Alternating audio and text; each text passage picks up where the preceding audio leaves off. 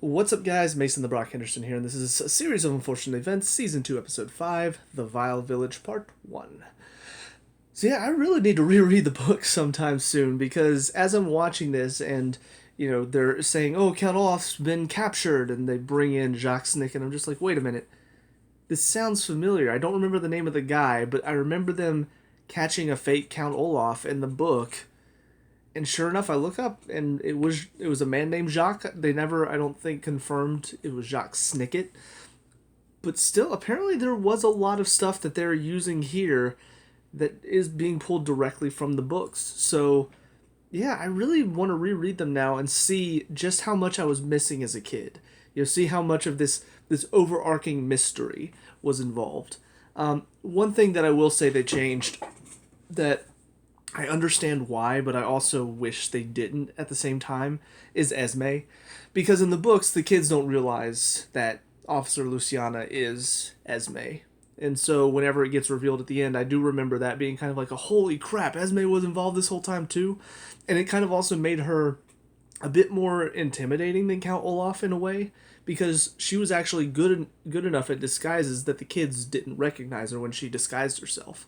And so it kind of gave her a little bit more of an intimidation factor, whereas in this one, they knew it was Esme right away as soon as she walked in the door. And she didn't change a whole lot about her appearance either. But I get why at the same time, because we do see, the stuff going on behind the scenes in the show as well. So we see Jacques and Olivia get captured. We see Esme helping out with that. We see basically everything that led to Jacques' death. So yeah, it is one of those things. I'm just like, I understand, but it really would have been cool if they had found a way to really disguise the woman playing Esme to the point where we, as the audience, didn't even realize it until it gets revealed at the end. But little minor nitpick. The other little minor nitpick that I will point out as well is I'm pretty sure when I was reading the synopsis, they didn't mention Mr. Poe being involved in helping identify Count Olaf. Maybe he was, and it just doesn't pop up on the Wikipedia page. But I really prefer that he's not involved. So if he was in the book, then that's something that if I read it now and I see that, I'd be like, oh, that really makes him look super dumb. And yeah, I mean, watching it here, it does kind of make him look even more of an idiot than previously. Because yeah, oh well, the unibrow and the eye on the ankle, those are his defining features, and so gluing the unibrow, and obviously he already has an eye on the ankle because it's the VFD symbol. It does kind of, I guess, make sense that people would be like, oh, well, that is Count Olaf. He can disguise himself, right? But at the same time, you look at the man, and he's very clearly not Count Olaf. Like, you can tell by his body build, the shape of his face. Like, Olaf can disguise himself, but not that much. And so when Mr. Poe is involved, it makes it even more frustrating, I guess. Because if it was just the people of the village and all they've heard is the unibrow and the tattoo, then it would make sense. It still wouldn't make sense for them to not trust the kids, but that kind of goes along with the theme of the books, which is the adults are all just kind of jerks and don't really treat the kids with the respect they deserve because, well they're just kids. So it makes more sense in that instead of Mr. Poe is also there and he's seen Count Olaf multiple times and in multiple disguises, and he looks at this man who's very clearly not even close, and he's like, oh, well, he's got the unibrow and the tattoo. Oh, yeah, that's Count Olaf. It just makes him look even worse in a way. So, again, I don't know if that was something from the books, if he was actually there, and it wasn't in the synopsis. But as far as this episode goes, though, it's pretty entertaining. Like, there's a lot of good moments, a lot of really good lines at the beginning, too. When they're tracking down, basically everybody's following everybody else, so the Baudelaires and Poe are in the front car, Olaf and his group are in the car following them, and then Snicket and Olivia are in the car all the way in the back following Olaf. Some really good lines there. Like, first of all, you've got what was it? It's like Olaf talking about, I only know one taxi driver that follows the speed limit, and just knowing it's Snicket, but just that line in general, it's like, I mean, that's kind of true. And then he makes the turn on the shortcut with a sign that says shortcut exclamation point, which is already funny. And then Jacques or no, Olivia is actually the one that throws out the line. It's just, he made a turn without using his blinker, and then Jacques comes in. His villainy knows no ends. Just some really funny, clever lines in this one. So overall, the comedy has really picked up in a way that, again, it meshes more with the tone of the show. Because there were a lot of moments early on where the tone, the darkness, and the overall grimy feeling of everything going on, and the jokes, they weren't really going well together, and there were moments where it felt very out of place.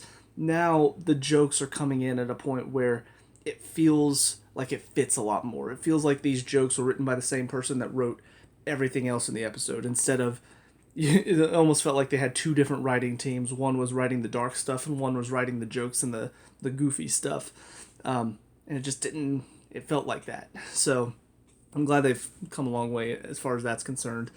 But yeah, I mean, overall, I'm excited to see what they decide to do from here on out, because I do remember after this one is kind of where things change a bit. Again, I remember them getting locked up, so I'm pretty sure they're going to get accused for this murder, which also I do like. I'm pretty sure the crows were also a big thing, because seeing how much they use the whole murder of crows in this, it's a very clever comparison, including, you know, I even forgot to mention the last one, but the red herring is another one, and I'm like, I do remember this being in the books as well, and it's very clever to see how they kind of foreshadow what's going on. But I do remember them getting accused for this and then getting locked up, and I'm pretty sure from here on out they don't really go from like guardian to guardian. It's like they're on their own from this point on. And so there was that kind of subtle foreshadowing whenever Jacques is tracking down Olaf into the saloon, and he drops that line. He's like, "Aren't you sick and tired of doing the same old thing, the same old, what do you call it, routine over and over again?"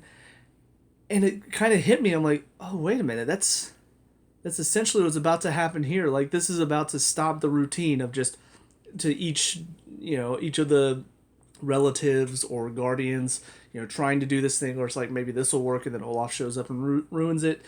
From here on out, it is very much a break from the routine of these first several episodes. Now it's going to get more into, they're going to be on the run, because I'm pretty sure, I guess I'll see what happens for the show, but I'm pretty sure in the book they actually just sort of, they go on the lam, and now they're kind of the criminals at this point, and Olaf is, I guess, not as focused on as being a criminal, because I do remember there were some books closer to the end where he was just Count Olaf. Like, he didn't actually have to dress up in disguise, because the Baudelairs were suddenly the focus of the investigation. So it does sort of make me wonder, what are they going to do? How are they going to handle this in the show, as far as them being on the run, and just seeing how they're going to, I guess, show Olaf tracking them down in all these different situations because of how much of VFD that we've seen in the show. It's really got me interested to see what they're going to do as far as, I guess, continuing this story in a way, in a visual medium, instead of reading about it. So, but yeah, I'm excited to see it. So, on to the next one. See you there. Now for episode 6, part 2 of The Vile Village. So yeah, this pretty much plays out exactly how I remembered it playing out, with them being arrested for the murder, and then them breaking out, saving the Quagmires, but then having to be on the run because everybody still believes they're murderers in the end. Yeah, I mean, overall, it was perfectly fine. I will say it has probably it has my favorite line so far this season. Like, I had to pause and laugh about it, because it was just, not just the writing, but the delivery was perfect as well. And it comes from Larry, who, again, I mean, he started off kind of goofy.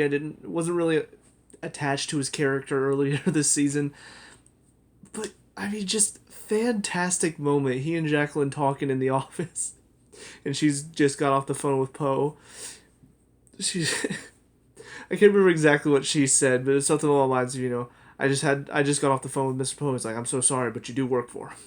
Just, I don't know, the delivery, the timing, the look on his face, the expression too. It was just kind of like a look of like, I mean, I've told you this before. I know you hate talking to him, but it was just, oh, I mean, it was hilarious. It was perfect. But yeah, I mean, overall, very well set up for, again, what's going to be a change of scenery, a change of routine basically for this show. And yeah, I don't know what to expect, honestly, because so far it feels like they really are going based on the books very well. They're doing a good job of essentially bringing the words to the screen, but showing, again, more than what we saw before. More of what VFD is doing behind the scenes, more of what Olaf has to do with VFD. And it's really entertaining because of that, because I know some of what's going to happen, but there's still a lot that I can't really predict. Like whenever, something I forgot to mention, but at the end of the first part, Jacques gives Olivia this pamphlet, or this flyer, basically, for Madame Lulu. And I'm pretty sure, I haven't actually looked it up yet, but I'm pretty sure Madame Lulu was, she was at the carnival that they're going to go to, which, yeah, it's actually not the next one. The next one's the hospital, but then the final two? Yeah, the final two episodes this season are the Carnivorous Carnival. And I remember there being a Madame Lulu character there, because I do remember how that story ends, because that one stuck with me as a kid. Because, again, these books get dark, but there's certain dark moments that stood out to me more, and Carnivorous Carnival ends in a way that's very memorable for me. So I wonder, I'm sure they're not going to show that much. Anyways, that's getting ahead of myself. But yeah, again, like just showing these little snippets of what's to come, giving a little bit of what's happening outside that we didn't see in the books because it's not focused on the Baudelaires. I like that. I like how it feels a bit different. So even if you have read the books recently and if you remember everything that was in them, there's still something for you to watch here because they're giving you a bit more of the story that you didn't know about. And I like that feeling. So yeah, I really appreciate what they're doing here. As far as problems with this episode, one that did come to mind, and it's just kind of a random plot hole thing, but I don't remember how they broke out of the prison cell in the book. But here, essentially, they just turn the bench and the bread into a battering ram and just swing it. Here's the problem. They have to walk by the jail cells to get out of the station. And so not only does Poe and his wife walk out, but also Olaf and Esme walk out as well. And they walk right past the door and they don't bother. Like, even Olaf at one point looks in. He's like, what's that banging? And like, oh, we're celebrating Klaus's birthday. And he doesn't notice that they're making a hole in the wall. And whenever they leave, they just walk right outside without glancing back to see what they're doing. It just, that to me seemed a little too stupid. Which they've clearly shown, like, Olaf and his henchmen are not the brightest. And I guess it sort of does work because, I mean, the kids are shown to be very bright, but at the same time, they are still kids with limited resources. So if Olaf and his goons were super intelligent, clearly the kids would not keep getting away, with basically sneaking away and inventing things. Like there would be parts where Olaf and his gang would be like, okay, well, clearly this is how we keep anything bad from happening. And they'd have a plan in place to make sure that the kids couldn't work their way out of it. So I guess you do have to have them be stupid from time to time, but that seemed extraordinarily stupid. Did not, like, glance in the jail cell and see the hole in the wall that they're already making.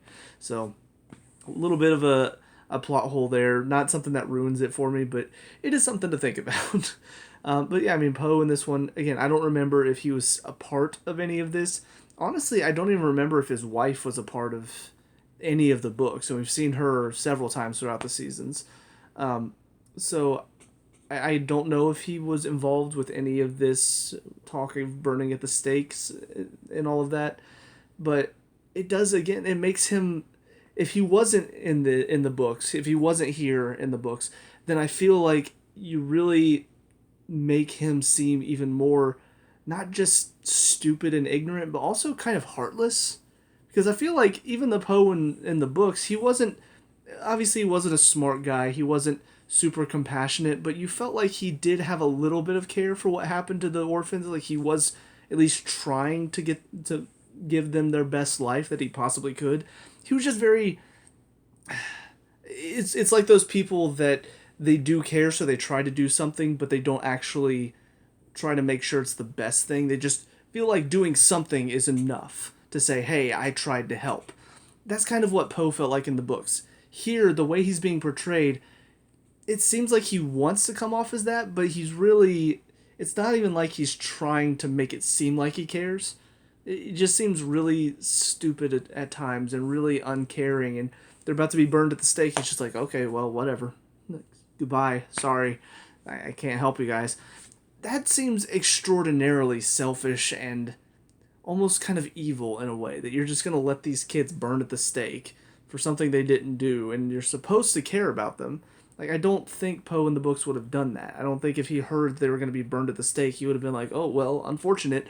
So, again, it's something hopefully I can find the books and read them again soon and see if Poe in the books was portrayed this way, because if so, then I just have a different memory of who Poe was, which may contribute to the fact that I watched the Jim Carrey version after I read the books, so maybe I'm having more of that Poe in my mind than the book version. But anyways, it's just another little minor thing that I do have to wonder about. But I mean, all in all, it's got me excited to see what the rest of the season's gonna do. I feel like, it's been a very good setup, and they have a good cast of characters right now. Obviously, well, I guess I won't really talk about that because that's kind of stuff for future installments. But I don't know. I mean, I feel like they've got a good setup for what's to come. They've done a good job of building up this feeling of they can't really trust anybody, and I feel like that's something they sort of went a little overboard with at times. So I guess it is sort of to show like, hey, you've tried all of this, you've tried to go to different Guardians, you've tried working with Mr. Poe with all of this, but clearly you can't trust them. You can't trust them to help you out. So now they're going to be on their own, they're going to be self-sufficient and all of this.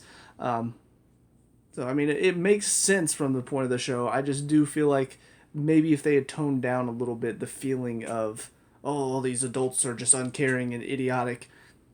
Because, yeah, that's how the books were in a way, but it didn't seem like all the adults were this dumb. Like, this seems overly comedically dumb. But I guess that's kind of the style that they're going for. It's a lot of goofiness and a lot of silliness at times, with some dark elements thrown in. So, anyways, I think that's about it for this episode, though. Overall, it was good. It was solid. I had a decent enough time, so I guess we'll move on to the next one. But as for this one, that's it for me. So let me know what you guys think down in the comment section below. What were your thoughts on these two episodes? Let me know. We can talk about and discuss all that good stuff. Leave a like and subscribe. Future series of unfortunate events reviews, and I'll see you guys at the next one. Peace out.